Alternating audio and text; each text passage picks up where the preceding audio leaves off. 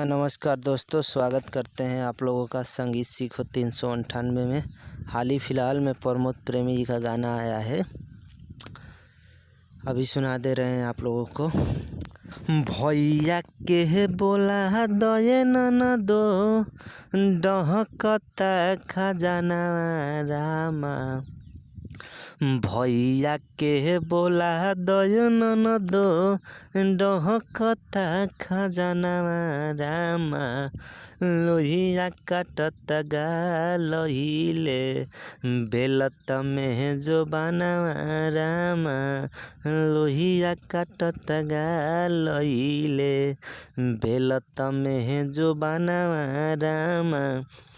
तो इसी ट्रैक पे दोस्तों मैं फुल और फ्री सॉन्ग लेकर आया हूँ। बोलबम सॉन्ग है, आप लोग कहीं भी किसी भी स्टूडियो से गा सकते हैं।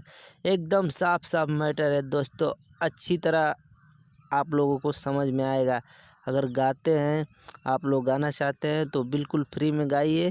हमेशा हमारे चैनल को सब्सक्राइब कीजिए, वीडियो को लाइक कीजिए कि हमेशा आप लोगों को ऐसा मैटर हम देते रहें। ठीक है, चलिए शुरू करते हैं। दर्शन करा बरु करताटे मनवा रामा। दर्शन करा करताटे मनवा रामा। अरे मंगल बानी हम यसो शिव से ललना रामा। अरे मंगल बानी हम यसो शिव से ललना रामा। मंगल बानी हम। अंतरा में अब कैसा है अंतरा आप लोगों को समझ में आ जाएगा। अगर नए सिंगर हैं भाई तो एकदम दहाड़ के गाइए, ठीक है। गाने आता होगा तो आप लोग गा लेंगे, ठीक है। असो देव घर जाइब हमहू सोमार के। आहो मानी जाना लेके चल हमरो विचार के। असो देव घर जाइब हमहू समार के। आहो मानी जाना लेके चल हमारा विचार के। असरा लगवल है बानी पूरिया रमनवा रामा। असरा लगवल है बानी पूरिया रमनवा रामा। और मंगल बानी हम यसो शिव से ललनवा रामा।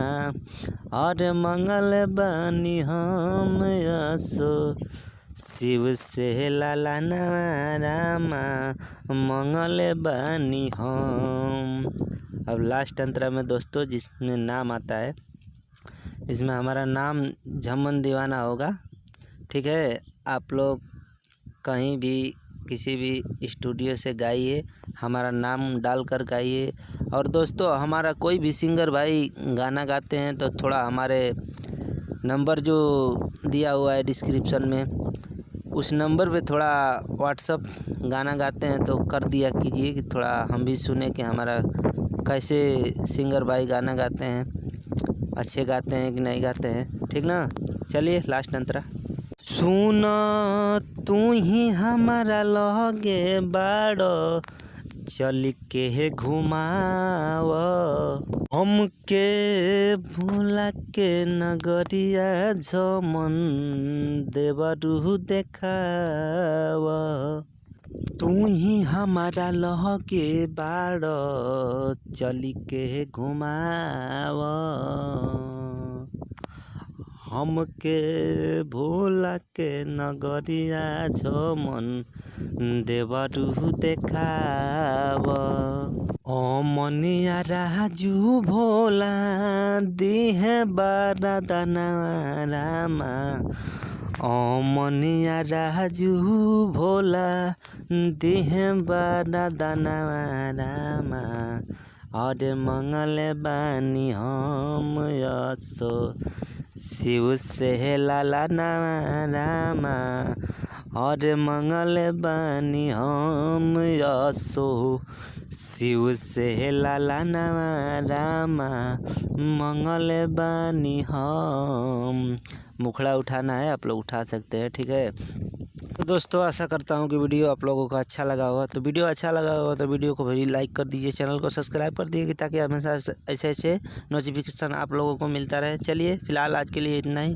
नमस्कार, जय हो भोजपुरिया जवान, जय हो सरस्वती मैया, जय हिंद, जय भारत। बने रहिए हमारे वीडियो से इसी तरह। नमस्कार।